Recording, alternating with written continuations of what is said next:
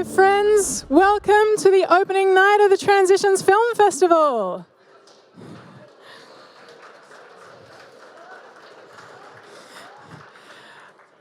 I appreciate everyone's having a wonderful time. If you want to grab seats, we're going to kick off. How many of you have been to an event in a car park before? That was more than I anticipated. Parking the car does not count. Welcome. It's a huge night. Tonight is the opening night of Transitions, as I mentioned, and I'd like to welcome you to M Pavilion's Parkade. Look what they've done with the space. Astounding feedback, thank you.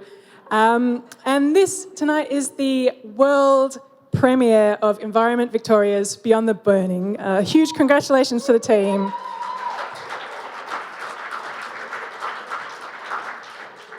My name is Alanta Colley, and on behalf of Transitions Film Festival, I'd like to acknowledge the traditional owners of the country where we currently are on, the Wurundjeri Woiwurrung and the Yaluk Ut Wilam Boonwurrung as traditional custodians of the land. And this is such an incredibly powerful documentary to remind all of us of our duty and our responsibility as Australians to learn about the traditional knowledge and the cultural knowledge of the country where we live, where we love, where we raise our families, and where we work for a better future for all of us. So I'm so glad you could be here tonight for this event. I've got COVID safety rules to share with you all, everyone's favourite bit of the evening. Now, the City of Melbourne has declared this as an indoor venue. I know it's one of those grey areas. So we do still have to keep some degree of social distancing, and I think you're all doing a fantastic job of that. And please do wear your masks if and when you can do that. You've seen the sanitation stations on the way in. If you feel sick in the next few days and you go for a COVID test and discover you do have COVID-19, please do let us know so the contact tracing can take place and we can make sure everyone is safe and well.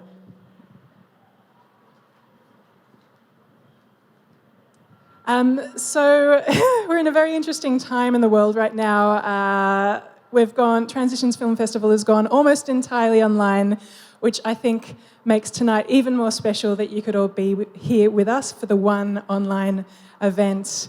And, you know, with the bushfires burning 13 million hectares in Australia and a global pandemic, shutting down the world economy, 2 impeachments, a few race riots and an insurrection, and Facebook shutting down news, which also shut down most of Transition Films Festival's communications with you all. It's been an unusual year, I think we can all say. So please look at the full Transition Film Festival program. All of it's online between the 26th of February and the 15th of March. And please share the word. We're back to word of mouth now that that Facebook is not working in the way that it used to. Just some highlights of the Transitions Film Festival this year. We've got the World Festival premiere of Josh Fox's film The Truth Has Changed. That's Josh Fox of Gasland fame. We've got the Australian premiere of The Hidden Life of Trees, which is the follow-on from the book of the same name that sold 2 million copies worldwide. And the film is screening with the film that you're about to watch tonight and a discussion with the author of The Hidden Life of Trees, Peter Wallabia, and Sarah Wilson, who's the author of This One Wild and Precious Life. And other highlights to look out for include The Invisible Hand, produced by Mark Ruffalo, and Now, which celebrates the youth climate strikes from all corners of the planet and showcases a whole range of innovative climate solutions. As part of opening night, I'd just like to thank the sponsors for the Transitions Film Festival who have been supporting Transitions Film Festival for many years, and huge thank you to Environment Victoria, to the Goethe Institute, to the High Commission of Canada, Hip v Hype and local peoples, and of course M Pavilion and the Sustainable Living Festival, of which this is also part of. And we'd like to thank all the amazing media partners, collaborators, community partners who helped spread the word and encouraged I encourage you to go to the Transitions Film Festival partner page and support those organisations who need it now more than ever. And a huge thank you and congratulations to the entire Transitions Film Festival team who've all volunteered and put in so many sleepless nights to help make this year's festival happen. Thank you.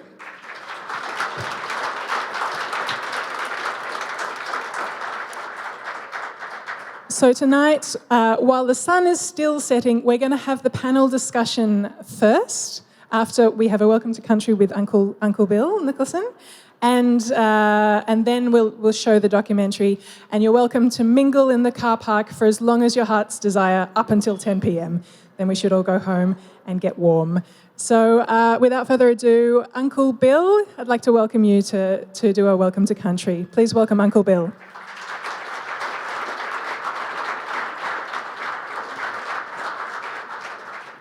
Yes, thank you, Atlanta, and look, thank you for everyone behind tonight's event and this film for allowing me to come here tonight to talk a little bit about our culture and do a welcome to country for you. It's a great sign of respect because for thousands of years, I don't even like putting a number to it, because our stories don't use numbers like 40, 50, 60,000 years. Our stories say since the beginning of human consciousness, where man was made from the clay of our sacred river, the Birrarung, or the Yarra, and women from the water itself. So these ceremonies, I believe, have been conducted for that long. So it's a great sign of respect to incorporate it when people gather on our sacred land today, even though there's a giant concrete termite nest sitting on our land these days, which is, that's why I was looking at the buildings earlier, that's what it reminds me of. Anyway, the basis of culture is language. The British were good at destroying cultures, taking our language, our ceremony and our cultural practice away. In 1863, the language I'm about to speak became illegal. About 70 k's upriver, a town called Hillsville today, the mission station of Corranderk, where my grandmother was born. But we're trying to bring it back as part of our healing. So I'd like to start welcoming you to the land in language. So Waminjika, Gabamala Mangil, Balambun Yalanbul, Waranjeri Balak, Nirina Mudden Big Bill Nicholson. That's the Woi Warang language, the language of the Waranjeri. I'll translate it into the English language, the imposed one on this land. Welcome and greetings. Good day from the Wurundjeri people. My name is Uncle Bill Nicholson. Now, if you've never engaged with Indigenous communities before, you might be wondering why I'm introduced as Uncle Bill. Well, I'm an elected leader, and we do not call ourselves politicians. We are the elders of the community, and we utilise that terminology, uncle or auntie, to represent that.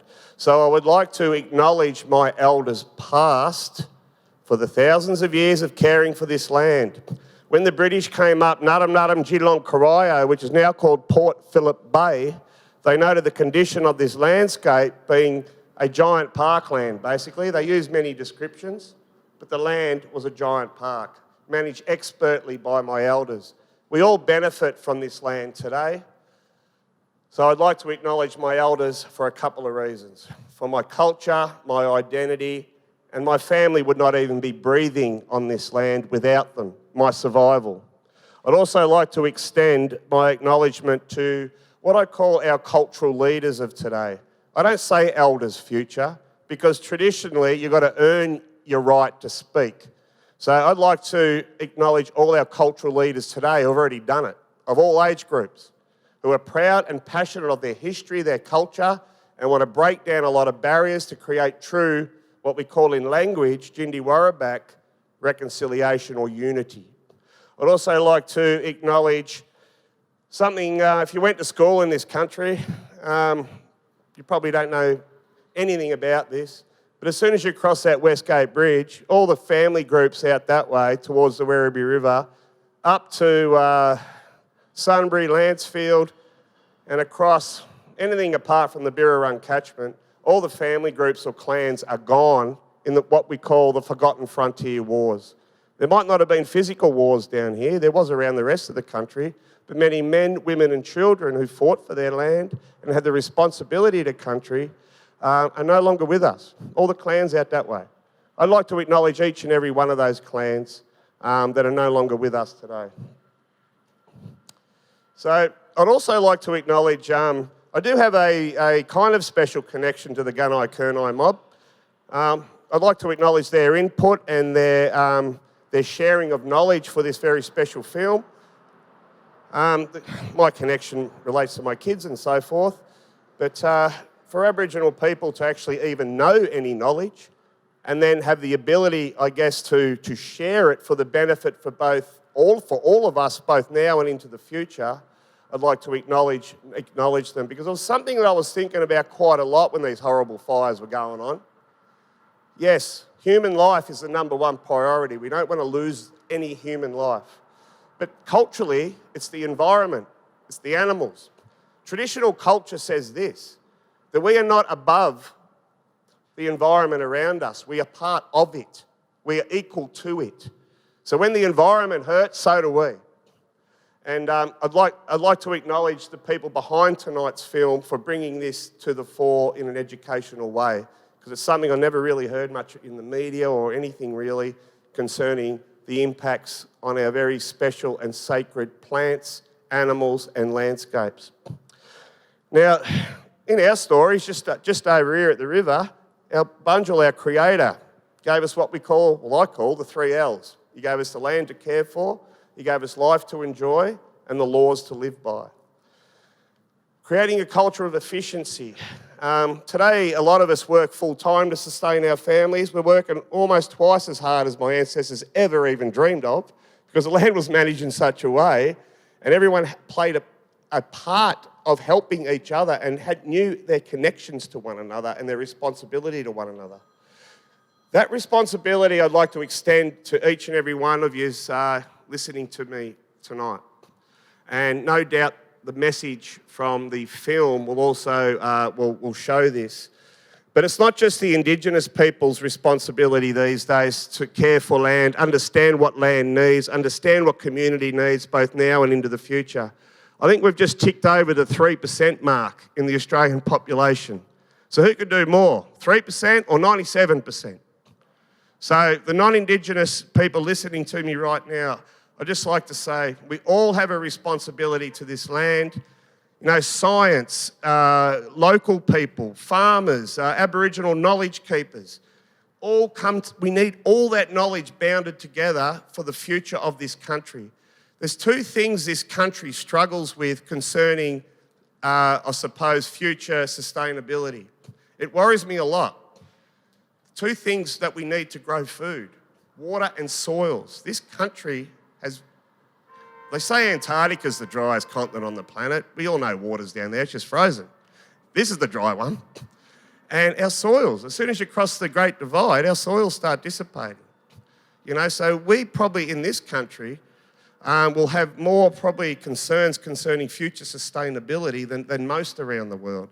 It's going to be a world problem, but locally it's something we really got to consider and put all our minds and knowledges together for a sustainable future. Sorry, got me notes around the wrong way. So, I'd just like just a little bit about colonisation, or depending what point of view you've got, invasion, or the word unsettlement. Because from a traditional point of view, this country was already settled. There was villages all over the place. You won't read them in history books, but there was. There was people connected to this land with responsibility to it and each other. Messages from the past really is just this. Can we learn from the past and never let it occur again? Now, looking at horrible fires, now I'm 47. I've seen Ash Wednesday, I've seen Black Saturday, I've seen last year, and I was in WA when the fires were burning there just a couple of months ago. You know, this country continues to burn. My question to the government and anyone who is in charge of this landscape, because they took it from us, is can you listen to the land and the people of the land? Because for the last 2 centuries, both have been suffering. A couple of examples, some precious sacred animals on our land. Gilbert, the koala, internationally known, he's not going to be around much longer unless we do something. And the other one, my favourite language word, I normally get people to guess this one, but there's too many people here, so I'll tell you. Dulai warang, proud lips, platypus. Your platypus is supposed to be somewhere and he's not there. That water no good. And there's many signs on country. The old fellows will tell you, can we listen to the land? Can we understand what it's telling us? My question to the government is, are you able to care for this land now and into the future? Because your last 200 years have shown you can't. That is why Aboriginal people are looking for things like treaties and self-determination so we can start taking our responsibility back. But there's one statistic out there for you. Here in Victoria, we're a land-based culture and we own 0.7% of the Victorian land mass as it's considered ownership today. So on our perspective, we struggle to keep culture alive. So we need to create relationships, partnerships, respectfully with landowners, local people, land managers, so we can all put our wisdom and knowledge together for the benefit of country now and into the future. Because who wants to see this country burn like it has been for the last, well, pretty much, I know, because I'm from Hillsville, it burnt up there in the 30s. In the 1850s, a third of Victoria was on fire. That was only 15 years after the whitefellas got here. So it's been burning ever since they got here. So when are we ever going to listen to country and to the people of country? That's my question. So thank you again for this great film to help people understand that. Now I'll just finish off what a welcome to country is. It's a law ceremony. It's like a passport that gives you access to another land. When you came onto our land, we'd offer you vegetation to symbolise you could use our sacred resources, our plant, our animal, our water. Snapping of the spear symbolised no one would hurt you. Real key ingredient to feeling safe. The offering of water after we drunk it, trust and respect. Then, I don't know, some of you might have seen smoking ceremonies before. The best way to explain it in 20 seconds is fire is a physical cleanser. Well, it was traditionally. It was a gift from Bunjil himself. Regenerator of country. Fires become dangerous as we know today. The ceremonial fire or smoke cleanses what we call your spirit, your murup, your spirit. We believe in it. You continue to exist. Even when your physical body comes to an end, your spirit still exists. That's why we do smokers. That's why we say our ancestors are still with us. So it's all about showing respect and cleansing yourself. So like I said at the start, thanks for letting me speak to you for a short time, showing that respect. So I'd like to say to you all, because I cannot welcome anyone to the land without respecting the land, its people and its culture. There's no welcomes unless you do that. So by inviting me here and showing that respect, Wiminjika Waranjeti Biik, welcome to Wurundjeri country. Good on yous with the film and do what you can for this land and each other. So thank you.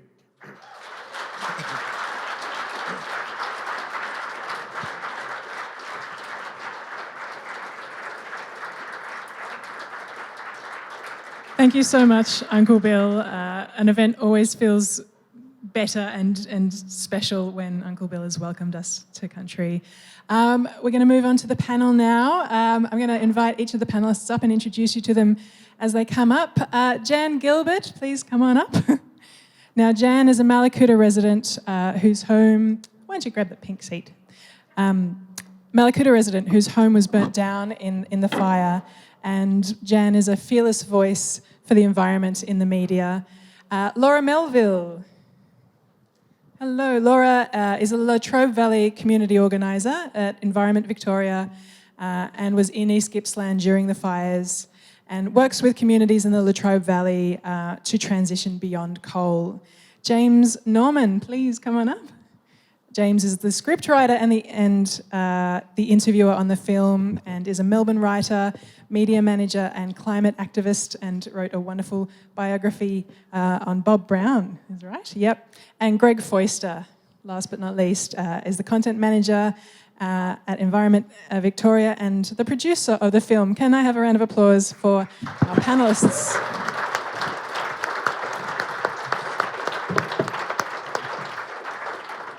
There you go. Thank you all so much for joining us for the launch, the world premiere tonight. Very much appreciate you coming out. We might start with you, Jan. Now, you interviewed for this film a year ago. We know that the 27th of February is actually 1 year on. It's the 1 year anniversary since the fires were contained. Sorry? The first anniversary, yeah. Thank you. Now, you interviewed a year ago for this documentary. What have you seen change in Mallacoota since that time? Oh, in Mallacoota, I suppose, some of the bush has started coming back. The Melaleuca forest along the coast won't come back for at least 500 years. So it won't be in anyone who's alive on the planet at the moment. It will not happen in their lifetime.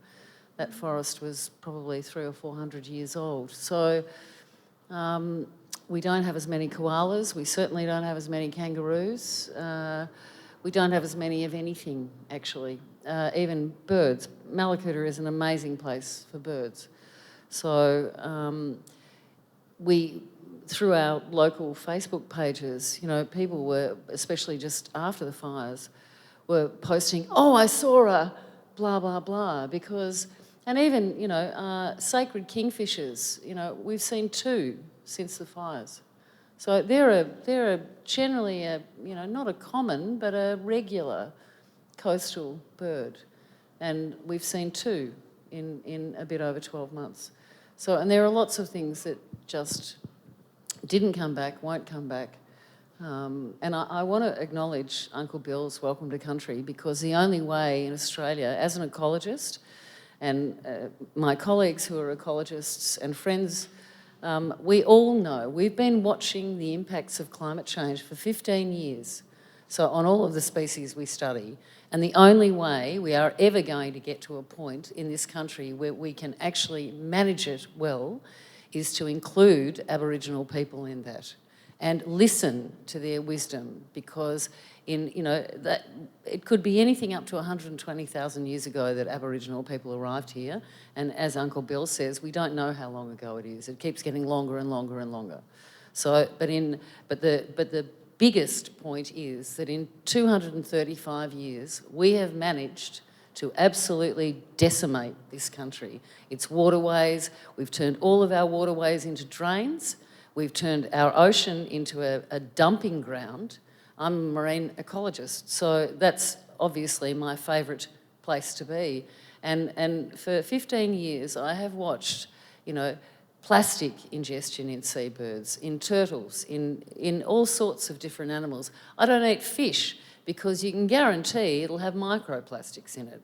So I don't see anything actually changing in terms of government in the 12, 13 months since the fires.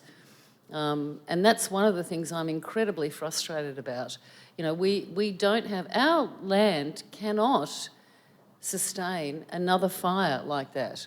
And we are going to, because of climate change, because of the impacts of climate change, we are going to have more of those fires. It may not be Mallacoota in 1 or 2 years' time, but you can guarantee it will be there in 5 years' time. And other places. We watched WA burn. When the Mallacoota fires were burning, almost every state in Australia was on fire. So if we think that's a way to manage land, and all of the government resources on earth will not bring back. I mean, my greatest devastation in that whole thing, I lost my house, and that was devastating. But the most devastating thing about all of it was looking at the environment in Mallacoota and knowing how many animals had died. Knowing every time I heard a shot in the first 2 weeks afterwards, that was another animal, thankfully, being, humanely euthanised. But it's just, I don't ever want to see that again. I can't cope with that sort of, I've seen enough destruction from humans, and what I want to see is some sort of, we get to some sort of agreement about how we go forward in this country, about how we actually do something, not just talk about it, but actually do something about looking after country, about listening to Aboriginal people and taking their knowledge as well as scientific knowledge and all of the other things that go with that. But we are the worst land managers in the world. Thank you. Well said.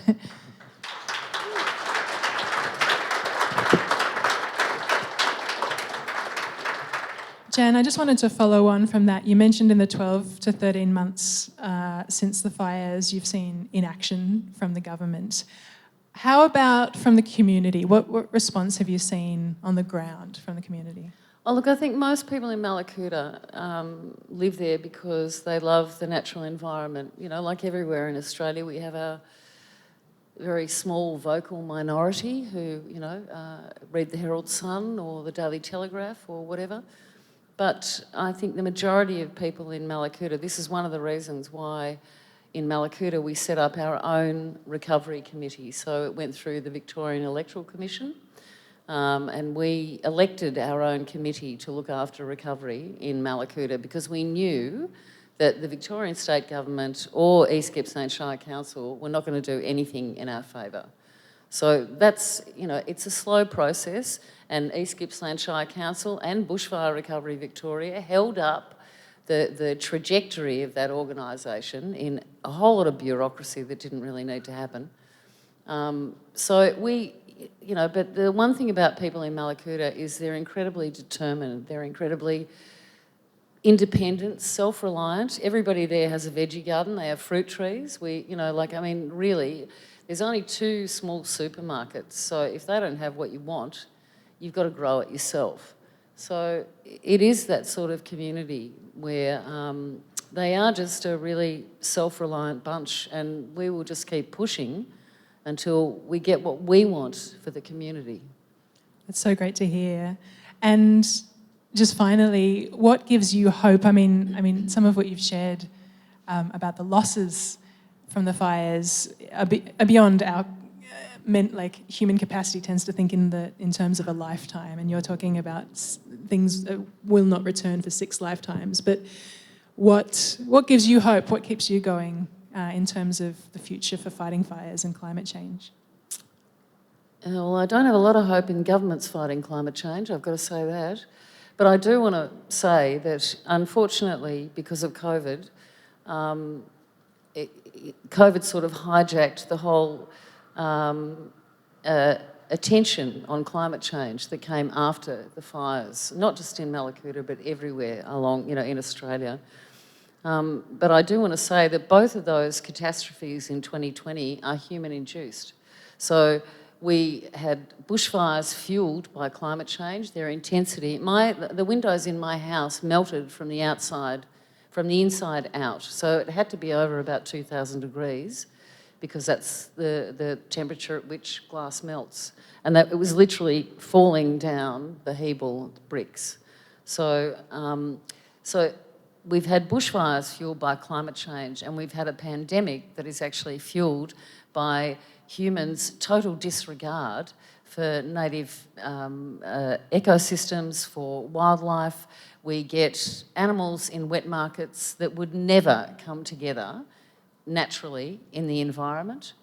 And we continue to just take down barriers that actually protect us. Zoonotic diseases, so diseases that jump from animals to humans, do not occur unless we get too close to that habitat. That's just a fact.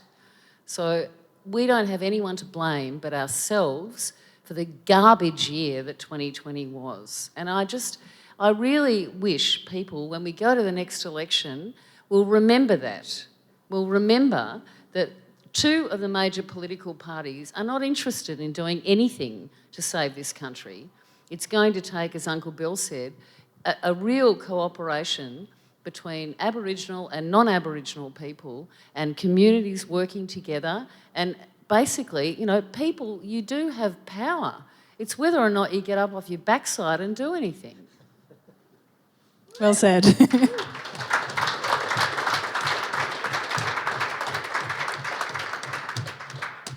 Laura, we'll turn to you. We've heard a little bit about what is happening in Mallacoota. How about Gippsland? What's the last year been like in terms of community response on the ground in Gippsland? So I grew up in Orbost and was back in East Gippsland during the fires as well. Orbost was a lot luckier than Mallacoota and was saved by a pretty late morning, early morning wind change. But unfortunately, because of COVID, I haven't been on the ground in Gippsland, but rather have been watching from afar. And I think, there's a huge transformation happening across the region, and it's really been sped up by the bushfires last year. And it's kind of at this really interesting knife point for, what happens in a region where you're seeing these huge climate impacts occur with bushfires, drought, biodiversity loss, and sea level rise, but a region where we also burn a lot of fossil fuels, whether that's the brown coal in the Latrobe Valley or the gas offshore in Bass Strait. And it's traditionally a region that's been heavily resource dependent on forestry as well. But what we're seeing is this huge uptake of renewable energy led by people like Andy McCarthy, who's in the room, from Gippsland Solar, and other small communities like Malakuta and Hayfield are going to microgrids and becoming even more resilient after not having any electricity during these bushfires. But also huge-scale projects that are so exciting and absolute game changers for our region, like Star of the South and other solar and wind projects. And I think, we saw the Victorian government invest $1.6 billion in renewable energy in that budget last year in response to the bushfires, but also COVID. And that includes $500,000 for renewable energy zones, one of which is in Gippsland. So we are seeing a huge change underway across that region, but we still have to deal with the issue that is those fossil fuel projects. And we're waiting in the next couple of weeks. The Victorian government's going to be setting emissions reduction targets. And at EV, we want them to be, 75% by 2030, but we'll have to wait and see what they come out with, knowing that, Victorians are feeling that climate crisis in a really real way. And with the push for solar, are you seeing that coming more from community, or are you actually seeing the Victorian government supporting some of those initiatives? I think as everything good that happens, it comes from community first, and Malakuta's been crying for a microgrid for a very bloody long time, and now we're going to get one, and now we're going to see investment from the state government. So, and Andy has been pushing Gippsland Solar for many, many years, and now we're seeing this huge uptake of renewables across the region. So always comes from the community and people first, and the government will then follow. Well, I really hope that Malakuta and Gippsland can be leaders in the transformational change that we need to see across Australia. And of course, it's the hardest hit who go first for change. But thank you so much for sharing your stories. And I hope this film is, one of those ways that message can be shared with so many others. James, we'll turn to you. Now, you're the scriptwriter and the interviewer for this film. How did this all start? When did this kick off?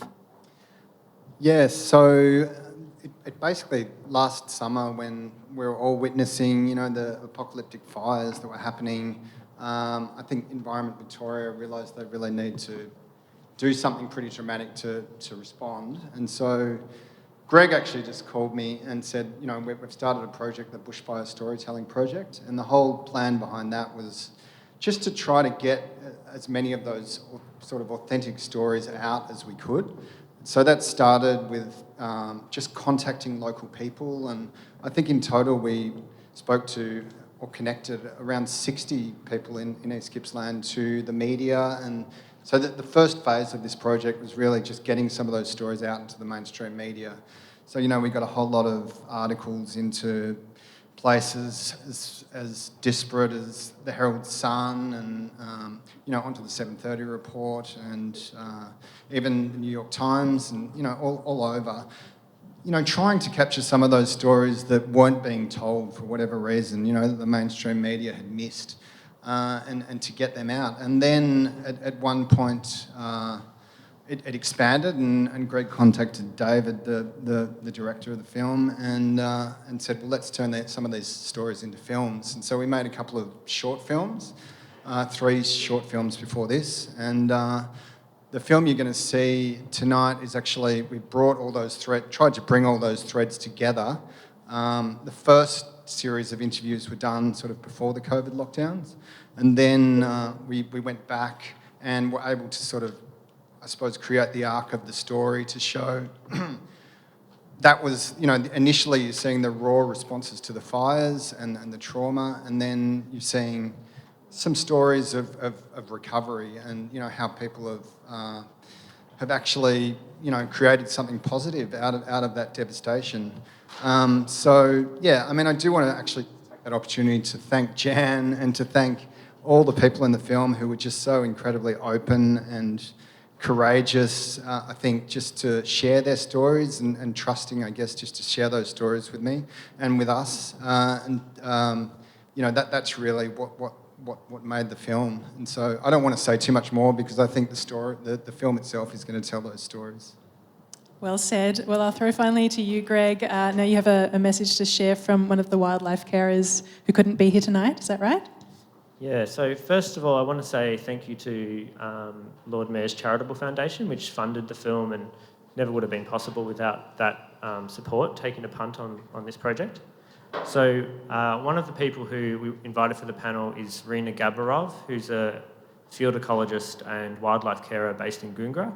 And she couldn't make it today because she's got some animals coming into her care today, which is really good that she's committed to that. And she just sent me an update on logging and forestry in the area, and I thought it was really important to include because as this film shows, they're kind of interconnected, the relationship between climate change and logging, and we can't really leave that out. What she said is that some of the areas that are shown in the film have actually regenerated rather well because it's been a wet year, but there are a couple of areas that haven't regenerated, and those are areas that were previously burnt. They were burnt in 2014, so they've burned twice in 7 years, and that's an indication of highly flammable forests as a result of a drying of the climate. But also areas that were logged haven't regenerated as well. And that's because the logging process that we use in Australia, the clear fell logging, is incredibly destructive. And she also wanted to give an update on, there were some parts of the rainforest areas, the tall, cool, temperate rainforests, similar to what's shown in the film, that didn't burn. And those are on the Errinundra Plateau, which actually is an area that Environment Victoria campaigned successfully, among other organisations, to turn into a national park earlier. And some of those did survive, but they're still at risk because after a year's grace, logging has resumed in unburned areas. So the Victorian government is still considering logging those areas, even though they're kind of the last remnants of some of those important rainforest areas. So she wanted to send a message that we should still be calling for unburned areas to not be logged, and for no salvage logging as well, because the industry's been pushing to log burned areas and say we need to harvest the, they use the word harvest, the economically viable timber there, but actually what it does is it means the area never bounces back. So that's another important message from this film about we need to make sure we don't cut down any unburned areas and no salvage logging. Thank you, Greg. And I think that's a really critical message that while there's so much has been lost, there's such a huge job for us to do in terms of protecting what is still there and what is left and what is still so incredibly valuable and important to the environment and to all of us. Can you please join me in thanking all of our panellists for sharing with us tonight?